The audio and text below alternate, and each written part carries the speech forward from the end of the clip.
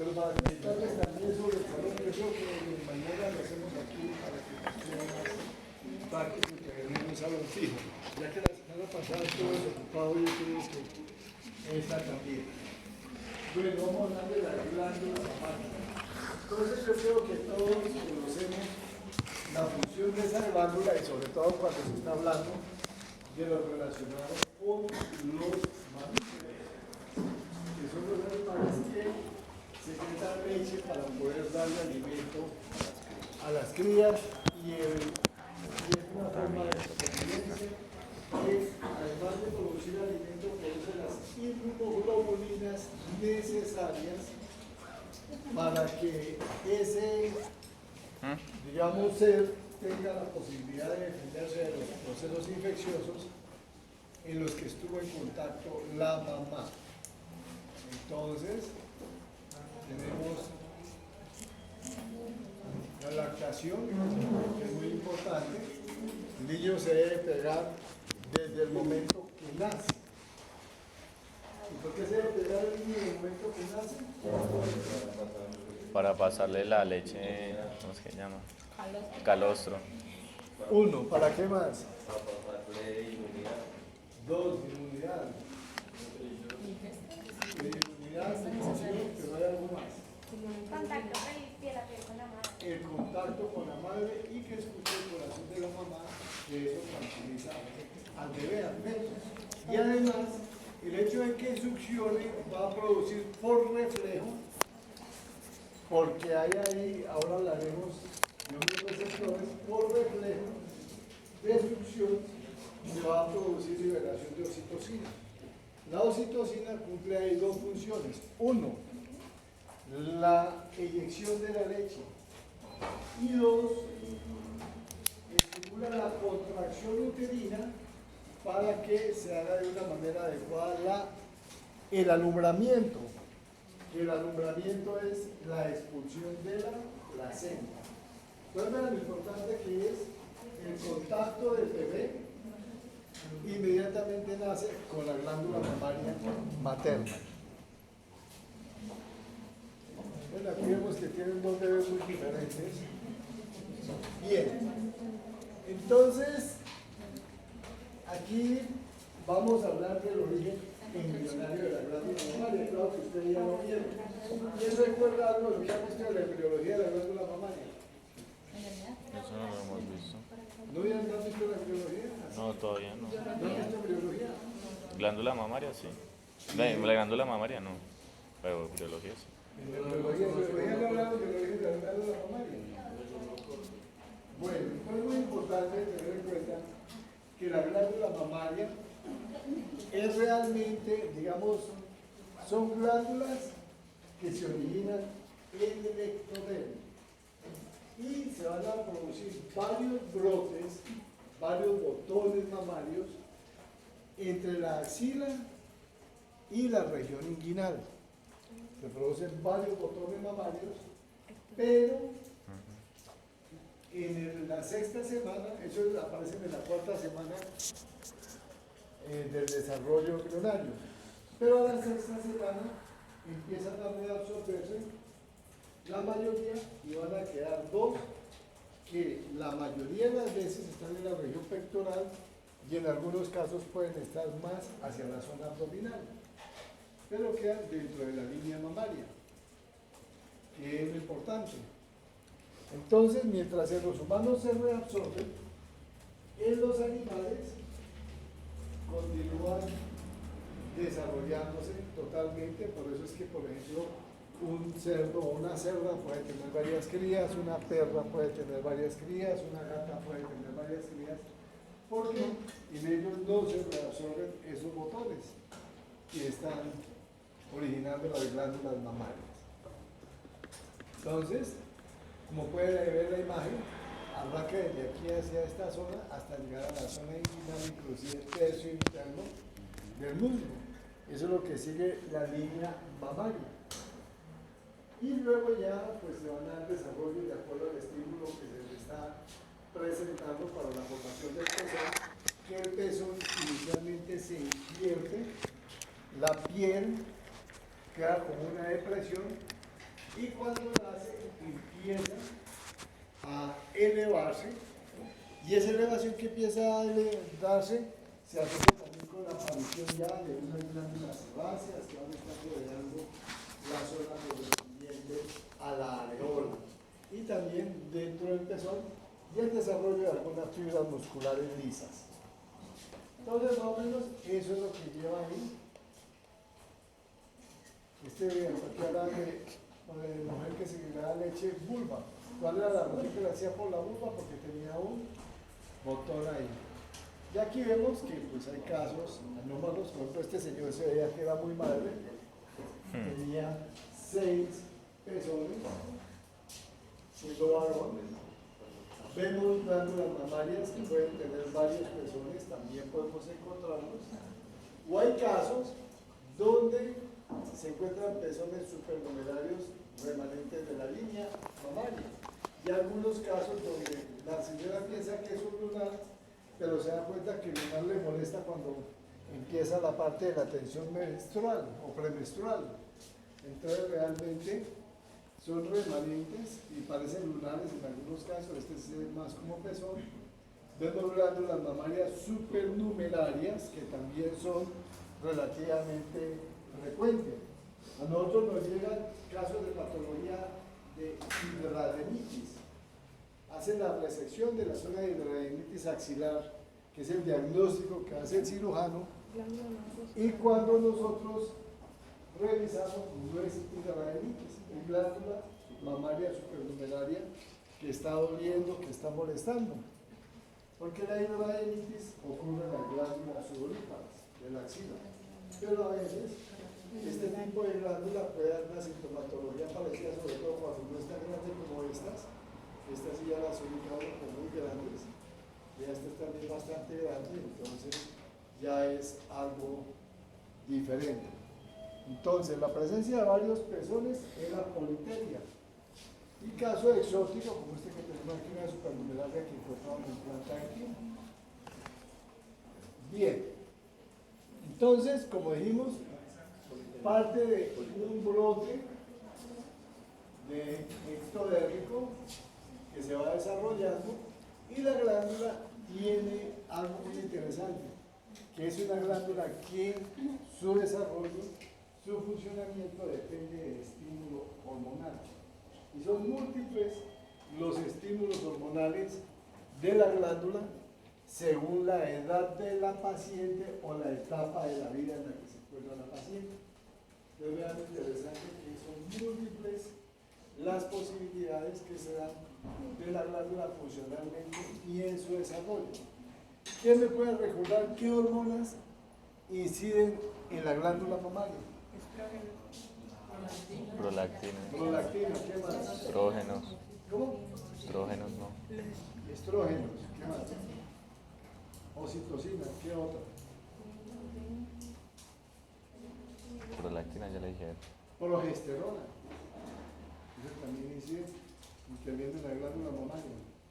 ¿Qué otra hormona incide? Hormona del crecimiento. ¿Qué otra hormona incide?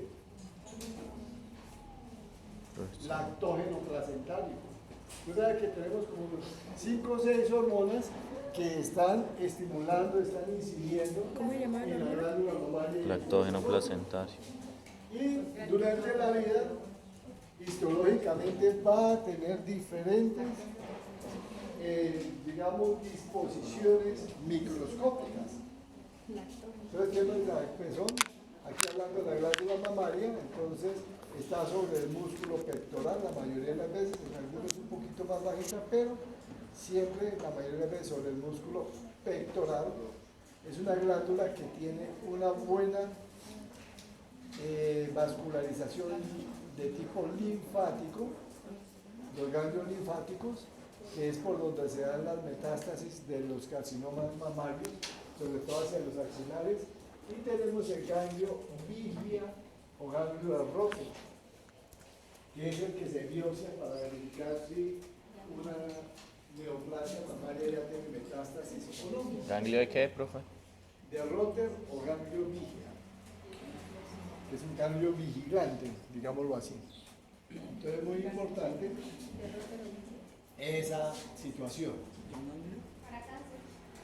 para el diagnóstico de metástasis en cáncer de glándula mamaria. Entonces aquí tenemos que la glándula tiene una serie de lobulillos, los lóbulos, los grandes lobulillos, los pequeñitos, y que se desarrollan, son más o menos de 15 a 20 lóbulos o lobulillos que tiene la glándula. Y cada uno dentro del desarrollo, pues la proyección se da desde el ectodermo hacia la profundidad, se van desarrollando los senos galactóforos y los conductos que llegan al lóbulo que inicialmente son ciegos y después ya aquí está en la glándula desarrollada. Y que van a estar rodeados de tejido fibroconectivo, que en las mamas jóvenes predominan, digamos, los fibroblastos, y en las glándulas ya más desarrolladas aparece el tejido adiposo. Entonces, tejido fibroadiposo, en las jóvenes, digamos, está más la parte fibrosa, y en las más adelantadas o más maduras está el tejido adiposo. Aquí vemos tejido adiposo, vemos los conductos, vemos los lobulillos, o los lóbulos más bien. Los lobulillos son los pequeños. Ahí me perdí. Aquí vemos ya, digamos, aquí hacer una comparación de el lobulillo lleno, una glándula que puede estar lactando, y aquí los lobulillos pequeños, donde no está lactando. Entonces, seno galactóforo, sistema de conductos, que es muy importante, tejido adiposo, tejido fibroconectivo, y vamos mirando más detalles. ¿Qué más tiene la glándula? La glándula tiene, con relación a la fascia del músculo pectoral, una serie de tabiques o ligamentos suspensorios que la mantienen elevada, que la mantienen más o menos en una buena ubicación, y con el apoyo del músculo se va a mantener muy bien en contacto con la fascia del músculo pectoral. Esos tabiques pueden de pronto distenderse durante la época de la lactancia, pero con prácticas de ejercicios musculares puede volver la glándula a recuperar más o menos su posición inicial. Entonces tenemos que son ligamentos suspensorios que pasan, digamos, a través del tejido adiposo y sostienen el tejido adiposo y la glándula en general. Esa sería la fase, ¿cierto? Sí, esta es la fascia. La fascia está aquí. Ajá. Y aquí están los ligamentos suspensorios que van hacia la fascia. Entonces, ya hemos visto estas imágenes, aquí ya morfológicamente tomándolo de un cadáver, como se van a observar los nódulos linfáticos, la relación con los vasos sanguíneos que van hacia la extremidad superior. Y si uno hace un estudio, un ductograma, entonces vamos a encontrar cómo desde el pezón arrancan los ductos y se van dividiendo hacia donde están los lóbulos. Es muy importante. Entonces, la glándula es una glándula túbulo alveolar ramificada. Ya lo vemos aquí, vean, ramificada. Aquí se alcanzan a ver unos alveolitos, pero es que esta es una glándula muy activa, digámoslo así, como ramificada.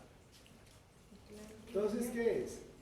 ¿Cómo se ven las modificaciones de la glándula? Por ejemplo, si nosotros observamos en una glándula de una mujer ya madura, no, digamos, no activa o no embarazada, vamos a encontrar que los ductos son inactivos y vamos a ver que básicamente es un proceso, una glándula de tipo tubular.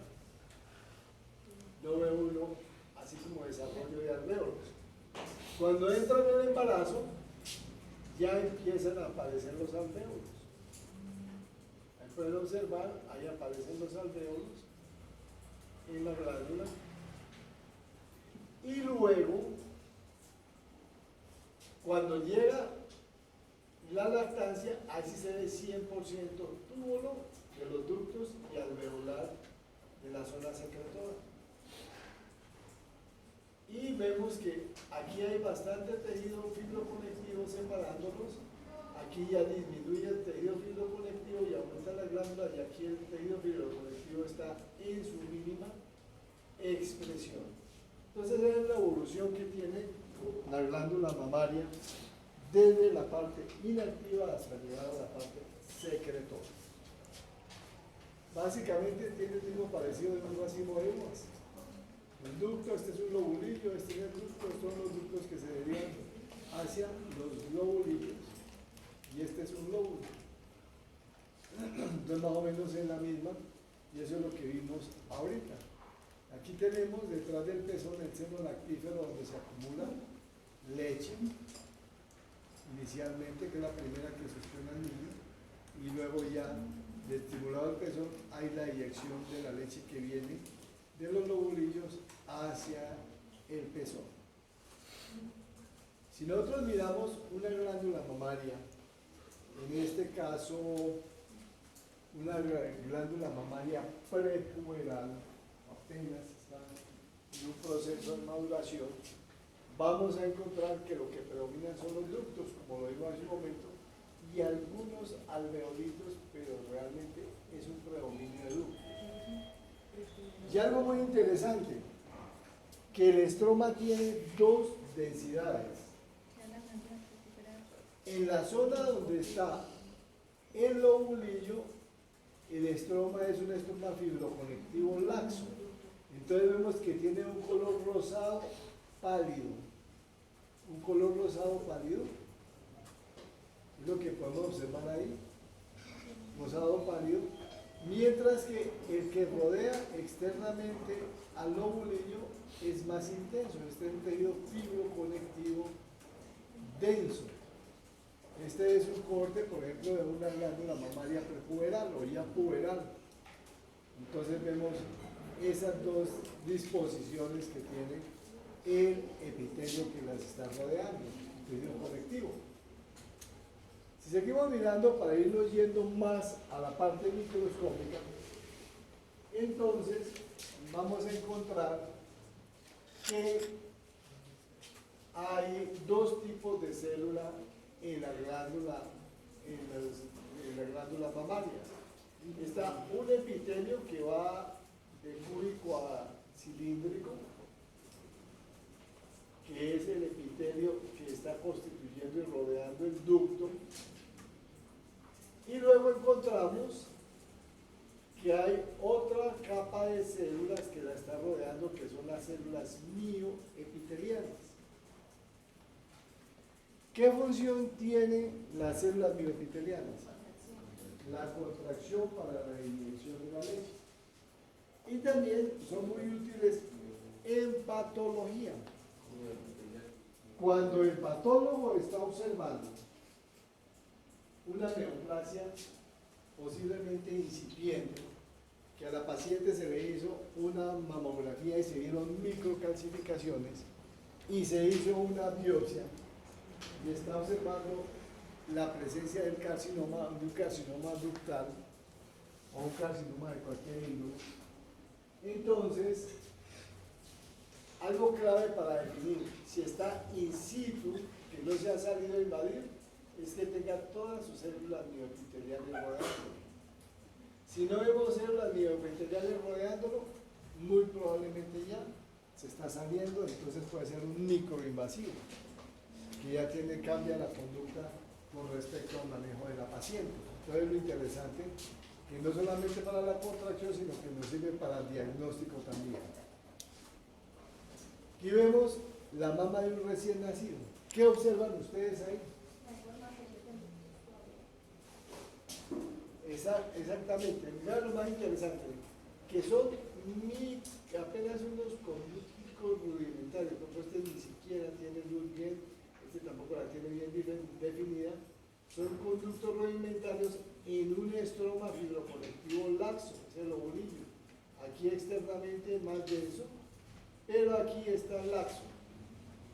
Y además, ¿qué encontramos aquí? Que aquí vamos a encontrar una serie de células tipo linfoide, tipo monocito, como estos grupos aquí, que cualquier inexperto dice, uy, eso tiene inflamación. Resulta que realmente no es inflamación, sino que también son células eritropoyéticas. ¿Ya han visto qué ocurre en el embarazo con la producción de sangre? En la vía intrauterina. ¿Dónde se produce la sangre? Inicialmente nace el intestino. ¿Cómo? Inicialmente nace el intestino. No, ¿dónde produce la sangre? No, porque es puro cartílago. En el vaso. ¿Vaso no es? Vaso, Hígado. hígado, y también se pueden encontrar focos de eritropoiesis en glándula mamaria. Entonces, en la vía intrauterina. ¿Por qué no se producen en la médula ósea? Porque el feto es un esqueleto cartilaginoso y no tiene médula ósea. La médula ósea empieza el primer día de vida, con el nódulo de Clark, que después en otra clase se lo estaré presentando. Pero aquí encontramos focos de eritropoiesis. Aquí vemos ya la glándula un poquito más desarrollada, con sus ductos como más activos, pero sigue predominando el estroma fibroconectivo y poco tejido adiposo, que es cuando la glándula, es cuando se empieza a presentar lo que se llama la telarquía. ¿No he hablar de la telarquía? ¿Qué es la telarquía? Inicio del crecimiento mamario, que es doloroso muchas veces, muy incómodo. Entonces, cuando estamos en la telarquía, todavía tejido fibroconectivo y prácticamente aquí no vemos adiposo, tejido adiposo. ¿Y en el hombre qué ocurre? En esa época de la telarquía de la mujer, ¿qué ocurre en el hombre? Crecimiento de testículos, ¿no? No, en la glándula mamaria, no estamos Ah. hablando de glándula mamaria. No se baje, no se baje. Siga a la altura. Entonces, se presenta lo que llaman la piedrilla, que es un endurecimiento doloroso que presenta el hombre en esa época. ¿Cómo, profe? ¿Cómo? Un endurecimiento y muy doloroso que presenta la glándula mamaria, que le da la glándula piedrilla. Entonces, porque empiezan a actuar son los andrógenos. La testosterona ya de una manera bastante intensa, mientras la mujer los estrógenos empieza a madurarla, en el hombre los andrógenos empiezan a frenarla, a frenar el crecimiento de esa glándula mamaria. Entonces lo que se va a observar ahí. Y luego ya en la adolescencia, después de que llega la primera menstruación y empiezan ya a estimularse por los estrógenos en el interior de la glándula mamaria, ya vamos a observar que empiezan a aparecer los ductos y aquí los alveolitos. Alveolitos, vean los alveolos, los túbulos, y aquí se va armando el conducto. El conducto, ya está en la formación de los conductos y siguen observando el estroma laxo. Y aquí, ¿qué podemos ver adicional que se ve histológicamente? Que prácticamente hay dos capas de células, la epitelial, que va a producir secreción, y estas que están por fuera con núcleos más alargados, que son las células mioepiteliales. Aquí vemos con núcleos alargaditos las células mioepiteliales rodeándola. Y como decía, no olviden que si cuando hay una neoplasia se sobrepasa la célula mioepitelial, en el caso del cáncer, se habla de carcinoma microinvasivo. Entonces son las que rodean, son las dos capas de células que nosotros podemos observar muy bien en glándula mamaria. Y si seguimos avanzando, ya cuando entre los 20 y los 30 años, Entonces ya tenemos la glándula mamaria adulta. Ahí pueden observar la glándula mamaria adulta, donde vemos los ductos, vemos los lobulillos, y esto forma parte de un lóbulo mayor. Entonces vemos los lobulillos con su desarrollo ya en una glándula mamaria adulta. Entonces, son imágenes muy importantes ahí. Aquí seguimos observando glándula mamaria adulta en otros cortes, mostrando los ductos. ¿Y qué les llama ya la atención de esa glándula mamaria adulta? Están colapsados los lobulillos, ¿no? Puede estar, pero algo muy importante, que empieza allá a aparecer más tejido adiposo, Adiposo, sí. aparecen más adipocitos. Ya, Adulta, ¿no? sí, la glándula mamaria adulta entonces ya aparece más adipocitos, hay más tejido adiposo, y dependiendo de la contextura de la mujer, puede haber mayor o menor cantidad de adipocitos, pero ya está la mezcla de los dos. El conectivo de eso, aquí vemos más adipocitos, vemos los ductos, vemos aquí que aquí ya tiene todavía el patrón tubular, no están tan alveolares, los tubulitos, El estroma. y aquí vemos ductos que se van formando hasta llegar al ducto. ¿Cuál es el mamario, y estroma? aquí vemos los adipocitos. Entonces, y aquí esta imagen está muy bonita. Este corte muestra bien notorias las células mioepiteliales. Entonces vemos Chiquiticas. las células epiteliales aquí, y aquí por fuera las mioepiteliales, que las vemos con citoplasma clarito en esta imagen. Entonces, las mioepiteliales y los ductos y el estroma laxo que rodea a las glándulas o a los ácidos glandulares. La imagen, donde vemos todavía un mejor detalle las células mioepiteliales. Acá todo esto, el ducto que empieza con epitelio cilíndrico simple, pero cuando ya va llegando hacia los senos galactóforos, vamos a encontrar el epitelio cilíndrico estratificado, con dos capitas de epitelio cilíndrico. Ya ahí habría epitelio cilíndrico estratificado llegando hacia los senos galactóforos.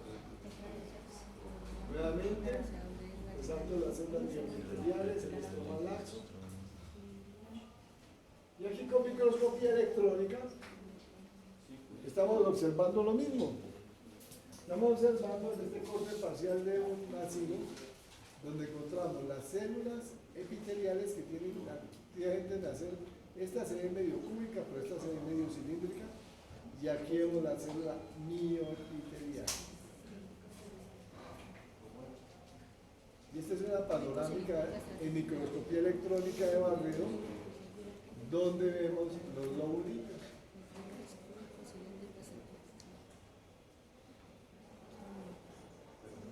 Y volvemos a ver células mioepiteliales, está aquí como resaltando mucho esa parte. Pero cuando uno está haciendo el estudio y la investigación de cáncer, debe precisar cómo están las células mioepiteliales. Entonces acordémonos de cuando hablamos del primer semestre, ¿qué coloración es esa? ¿Cómo? ¿Qué coloración es esa que digo que nos ha servido mucho en cáncer? Alcohol. No, eso es de cuarto. Marzo, sí. No, yo no me acuerdo. Esa es como alcohol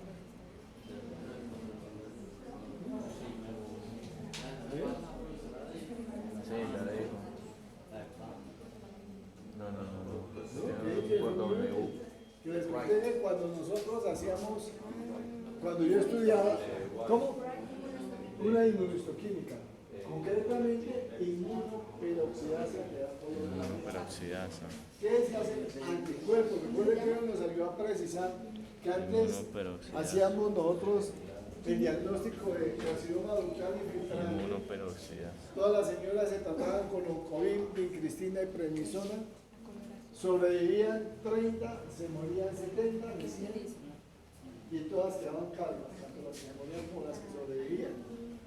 Entonces ya se empezó a encontrar que había que buscar los receptores que se requerían para saber cómo se hace el tratamiento. Entonces cuando ya se empezó a hablar de los receptores estrogénicos, de los receptores G1, G2, y otra serie de receptores que tienen que ver con el cáncer de seno. Y entonces ya vio que según el receptor que tuviera en la inmunohistoquímica se decidía el tratamiento. Entonces aquí estamos viendo un estudio de inmunohistoquímica, concretamente inmunoperoxidasa, para la proteína S100. La proteína S100 es una proteína que tienen las células mioepiteliales. Entonces miramos ahí que aquí está completica, rodeada de células mioepiteliales, no hay ningún espacio libre de esas células. Como para mostrar, pues este es un corte normal. En cáncer, pues uno puede encontrar que las células neoplásicas, por ejemplo aquí falta un pedacito y las células neoplásicas están saliendo. Diría uno microinvasivo, proteína S100. Entonces la función de la célula miopitelial, miren lo que hacen, ustedes dijeron una sola cosa. Vean qué hacen, contracción, mantenimiento de la membrana basal. La membrana basal está aquí, esta membranita que vemos acá, que está por debajo de las células epiteliales. De la membrana basal. Polaridad de las células luminales, o sea, las células epiteliales que producen la secreción. Entonces, intervienen esa polaridad. Muy interesante ese desarrollo. ¿Sí? Los luminales son las Epiteliales. epiteliales que producen. Esa tensión de inmunohistoquímica se llama inmunoperoxidasa. Y la inmunoperoxidasa se le pone anticuerpos, por ejemplo aquí, en este caso se le puso anticuerpos contra la proteína S100, pero se pone contra la queratina, contra los receptores G1, Lo que uno quiera. G3, contra mitocondrias, eso se tiene contra diferente. Entonces,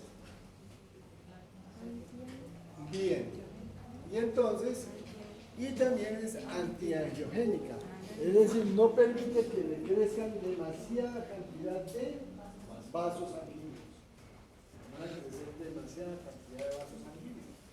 Entonces vean todo lo que hace la célula mioepitelial. ¿Y quién la estimula? Las hormonas. ¿La quién? La oxitocina. Exactamente, la oxitocina la estimula. Las ¿Qué miopiteliales. otros sitios estimula la oxitocina? ¿Cómo? El útero para la contracción muscular, digamos, y que recupere el tamaño. ¿Y qué más? Minitud. Eso, las fibras musculares lisas. Pero es que cuando el novio se encuentra con la novia siente maripositas aquí, es que la oxitocina está actuando. O sea, que actúa por cuestión emocional. Ahí, yo les había contado cuál era la causa de estas maripositas. Eso es por la oxitocina. Bien. Entonces, así como va cambiando a través de la vida la glándula mamaria, también durante el ciclo menstrual va haciendo cambios importantes. Entonces, ¿qué vemos en el ciclo menstrual? Bueno, el epitelio está orientado en el ácido con 2 o 3 hileras sin luz definida.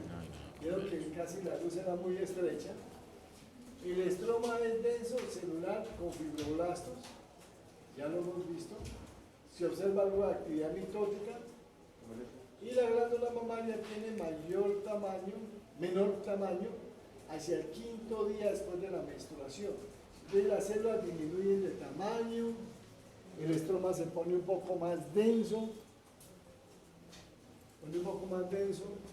se ve algo de actividad mitótica en las células y la mama tiene menor tamaño hacia el 5.º día después de la menstruación. Generalmente cuando va a presentarse la menstruación inclusive se pone de mayor tamaño, más dura, tensa, dolorosa en algunas señoras, y luego se va dando ese cambio. Entonces después en la menstruación.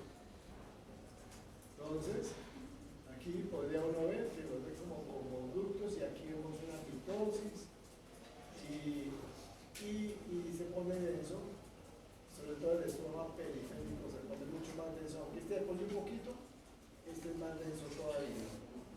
En la fase folicular, cuando ya, digamos, se está acercando a la ovulación, cuando está acercando a la ovulación, las células tienen un borde epitelial definido hacia la luz y el núcleo es basal, el núcleo se va hacia la base. El estroma es denso, pero menos celular y más colágeno que en la fase anterior. Entonces se va a ver más clarito ese estroma. Entonces,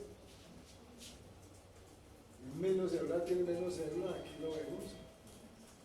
Entonces, se ve menos denso. Aquí vemos todos los ductos, realmente, básicamente vemos predominio de ductos. Y en la fase luteínica, entre los días 15 y 20, o sea, ya llegó la ovulación y entró a la fase secretora, donde el cuerpo lúteo empieza a funcionar más. Entonces, la característica más importante es la vacuolización de las células mioepiteliales. Esas células mioepiteliales que les mostré hace un momento, voy a volvérselas a mostrar. Estas células mioepiteliales que vemos aquí claritas, esa fue una muestra tomada precisamente. Estas células mioepiteliales claritas que vemos acá, en esta imagen, véanlas aquí mejor, vean bien claritas, vean las epiteliales aquí, y las mioepiteliales bien claritas, y aquí la membrana basal, bien marcadita. Esas células mioepiteliales están en la fase luteínica. Entonces se vaporizan, y por eso es que se ven así de claritas, en la fase luteínica.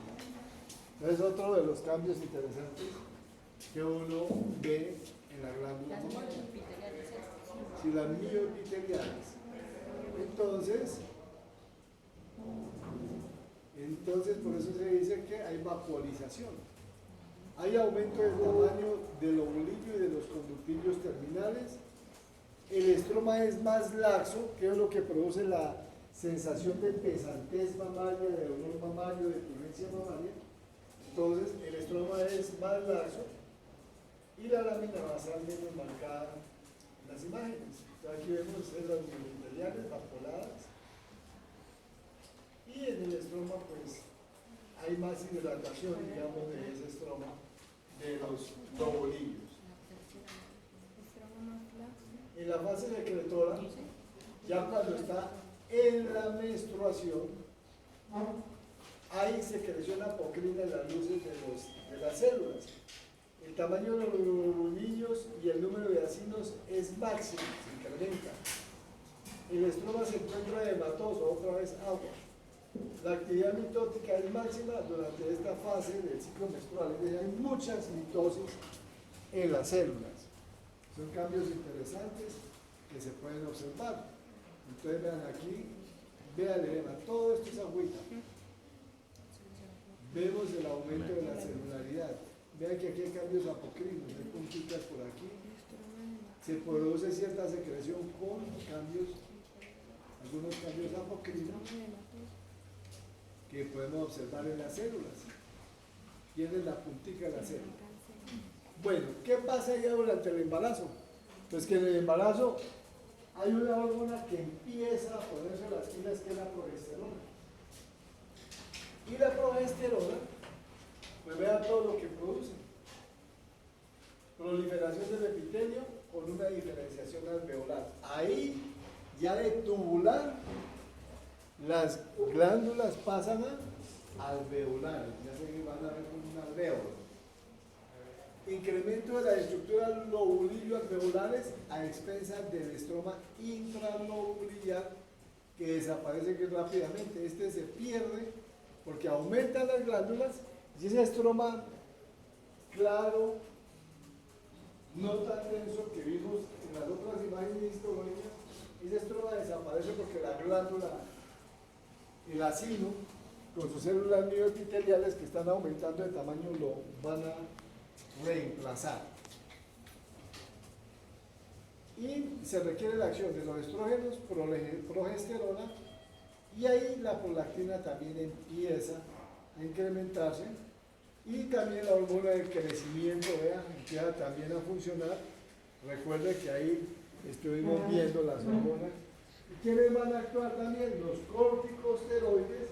¿Se acuerdan cuando nosotros hablamos de la célula de la teca interna, de la teca externa y de la granulosa? Sí. Vean, los corticosteroides también funcionan. Y otra que ayuda mucho es la insulina. La insulina ayuda también. Vean todas las hormonas que se meten a darle garrote a la glándula mamaria. No, se ponen a poner a funcionar bien. Entonces, ya podemos ver que ya aparecen alvéolos. Ya toman el patrón alveolar y aquí ya prácticamente no hay estroma Sino alveolos. entre los acinos. Ya les formo un poco y aquí vemos un ducto. Sus células mioepiteliales continúan bien. Y cuando se llega a la lactación, ahí acaba de disminuirse el tejido, el estroma fibroadiposo que tiene la glándula. Se empieza a desaparecer y se va a la glándula como si estuviera inflamada. Hay una gran proliferación de plasmocitos en el estroma de la glándula mamaria. Una gran cantidad de plasmocitos, hay linfocitos, hay eosinófilos. Y los lobulillos tienen una proliferación no uniforme, hay diferentes grados de desarrollo de los lobulillos, hay hipertrofia de las células secretoras y acumulación de secreción en los alvéolos, porque la glándula está produciendo la leche. Entonces, tenemos que hay ese tipo de estimulación de los alvéolos.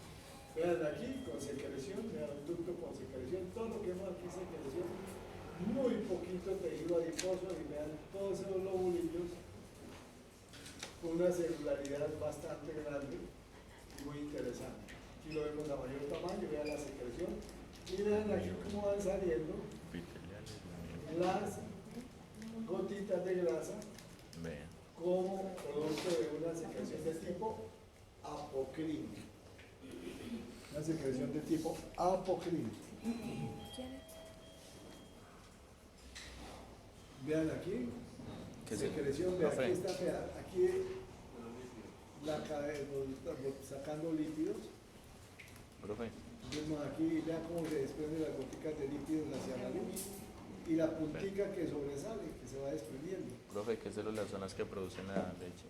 La leche, las células epiteliales de nacimiento. Son estas células epiteliales, y por debajo están las células mioepiteliales que lo que hacen es exprimirlas, digámoslo así, para que salga la secreción. ¿Epiteliales de qué? Epiteliales. Los epiteliales producen la leche. Y ahorita vamos a ver un detallito interesante con respecto a eso. Entonces tengo la secreción, vemos por aquí los vasitos sanguíneos,